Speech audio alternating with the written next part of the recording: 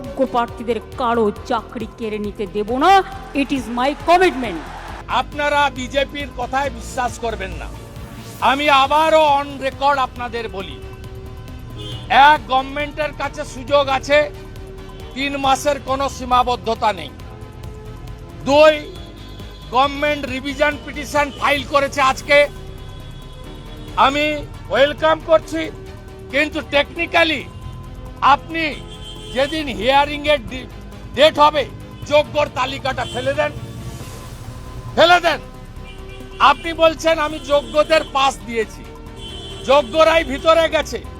আমি মুখ্যমন্ত্রীকে বিরোধী দলনেতা হিসেবে আপনার কথার ভিত্তিতে আমি আপনাকে অনুরোধ করি, দাবি করি, আপনি যে রিভিশন পিটিশন করছেন, আজকে এসএসসি করেছে, আপনি সুপ্রিম কোর্টে যোগ্য তালিকাটা ফেলে দেন। তাহলে বাকি অযোগ্য দুধ আর জল আলাদা হয়ে যাবে, তাহলে যোগ্যদের সমস্যা থাকবে না। আমরা এটা আপনার কাছ থেকে আশা করি। আপনি যদি যোগ্যদেরকে তালিকা না দিতে পারেন, সুপ্রিম কোর্ট ভারতবর্ষের সর্বোচ্চ আদালত, সুপ্রিম কোর্টে আপনি যোগ্য তালিকা না দিলে আপনি প্যারা 44, প্যারা 28 ক্লিয়ার বলেছে যে আমরা এখান থেকে বাঁচতে পারলাম না due to non cooperation of the school service commission, West Bengal government. এইটা প্রিন্টেড আছে অর্ডারে।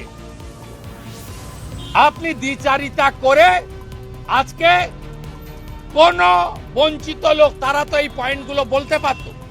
আপনি নিজে বলেছেন আমি লয়ার, আমি দাবি করব, অনুরোধ করব, সুপ্রিম কোর্টে যোগ্যদের হয়ে আপনি প্লি করুন। আপনি ক্যালকাটা বারের মেম্বার, মুখ্যমন্ত্রী, আপনি মুখ্যমন্ত্রীর চেয়ার পদকে সরিয়ে আপনি আজকে বলেছেন আমি অনেক কেস লড়েছি। আমি অনুরোধ করব আপনি সুপ্রিম কোর্টে গিয়ে লয়ার হিসেবে যোগ্যদের পক্ষে যোগ্য তালিকাটা হাতে নিয়ে সিবিআই হার্ড ডিস্কের মাধ্যমে যে ওএমআর বের করেছে, যে একাডেমিক আছে, সেটা নিয়ে গিয়ে বলুন আমি লয়ার মমতা ব্যানার্জি এসেছি, আপনারা এই যোগ্যের তালিকা, এদেরকে আপনি মহামান্য হুজুর কনসিডার করুন। যদি না করতে পারেন তাহলে 23 লক্ষ ভাই বোনেদের আবার পরীক্ষায় বসতে হবে। সবচেয়ে বড় বেনিফিশিয়ারি মুখ্যমন্ত্রীর বাড়িতে। আমি বলছি না, লিপস অ্যান্ড বাউন্সের ম্যানেজিং ডাইরেক্টর, কালীঘাটের কাকু নামে খ্যাত সুজয় কৃষ্ণ ভদ্র 73 মিনিটের অডিওতে 73 বার অভিষেক ব্যানার্জির নাম বলেছে, এবং যে 700 কোটি টাকা উঠেছে, সেই 700 কোটি টাকার 80 ভাগের বেশি টাকা আপনার বাড়িতে গেছে। আপনার ভাইপো অভিষেক ব্যানার্জি সবচেয়ে বড় ফিনান্সিয়াল ক্রাইম এবং বেনিফিশিয়ারি। এই কেসে আমরা বলছি না, সুজয় কৃষ্ণ ভদ্র বলছে, সিবিআই চার্জশিটে বলছে। স্বাভাবিকভাবে আমরা যোগ্যদের পক্ষে আছি। গরমে একটু চা খেয়ে যাওয়ার জন্য মানে শুভেন্দুর কাছে জোর করে তারা শুভেন্দুর কাছে যাননি। শুভেন্দুর লোক গেটে এবার এদিকে আসুন, এদিকে আসুন। আপনি দেখবেন হাইওয়ের পাশে ওই বিভিন্ন যে ইয়েগুলো থাকে, যে দোকানগুলো থাকে, তাদের 2-1 করে লোক রাস্তায় দাঁড়িয়ে থাকে, সন্ধ্যের পর টর্চ দেখায়, কাইন্ডলি এখানটা আসুন, এখানটা আসুন। যারা মুখ্যমন্ত্রীর ওখান থেকে ফিরছিলেন, হয়তো কারোর তেষ্টা পেয়েছে বা একটু বসলে কোথাও ভালো হয়, তো তাদেরকে ওটা দেখাচ্ছিলেন এই জায়গাটা একটু আসুন, এখানে একজন কথা বলবেন, এখানে বসুন, ডেকে নিয়ে গেছে কয়েকজন। হতে পারে শুভেন্দু অধিকারী তাদের আশ্বাস দিয়েছেন 2026-এ তারা ক্ষমতায় এলে। শুভেন্দু অধিকারী যদি আশ্বাস দিয়ে থাকেন 2026-এ, প্রথম কৈফিয়ত দিতে হবে যে ত্রিপুরায় সিপিএম গভর্নমেন্টের আমলে এই শিক্ষক নিয়োগ দুর্নীতিতে 10,323 জনের গোটা প্যানেল ক্যান্সেল হওয়ার পর বিজেপি এই প্রতিশ্রুতি দিয়েছিল আমরা ক্ষমতায় এলে সব ঠিক করে দেবো। এতদিন হয়ে গেল বিজেপি ক্ষমতায় এসেছে, একজনেরও সুরাহা করতে পারেনি। ত্রিপুরায় হাহাকার চলছে। কোর্টের ভাষায় কথা বলছি, বাকি বুদ্ধিমানেরা বুঝে নিন। এটা মুখ্যমন্ত্রী কোট আনকোট বলেছেন, এর কোনো ব্যাখ্যাও আমি দিতে যাব না।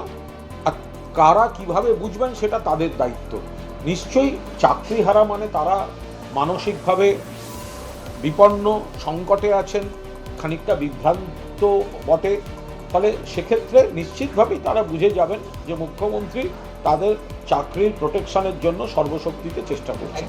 মমতা বন্দ্যোপাধ্যায় জীবন যুদ্ধের বার্তা দিয়েছেন, সেটা একটা নির্দিষ্ট পলিসি, সেটা সকলের জন্য, চাকরিহারাদের পাশে তিনি আছেন। সেটা যেমন নেতাজি ইন্ডোরে দেখা গেছে, সেটা মোবাইলেও লাইভ দেখেছেন সবাই, সেটা টিভিতেও সব জায়গায় লাইভ দেখেছেন।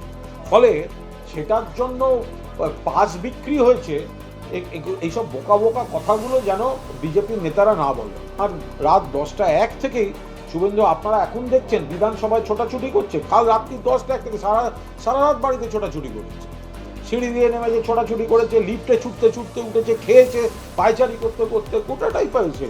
সেটা রাত্রি 10টা 1 থেকে হয়ে এই যে এত প্রচার চললো কিন্তু কোনো রামনবমী সেভাবে বিধানসভার গেটে এই যে জোর পোস্টার জয় শ্রীরাম, এটা কি তারই প্রতিধ্বনি? মানে এই যে কালকে যে কাল রাত্রি 10টা 1 থেকে বিরোধী দলনেতার একটু সমস্যা হচ্ছে।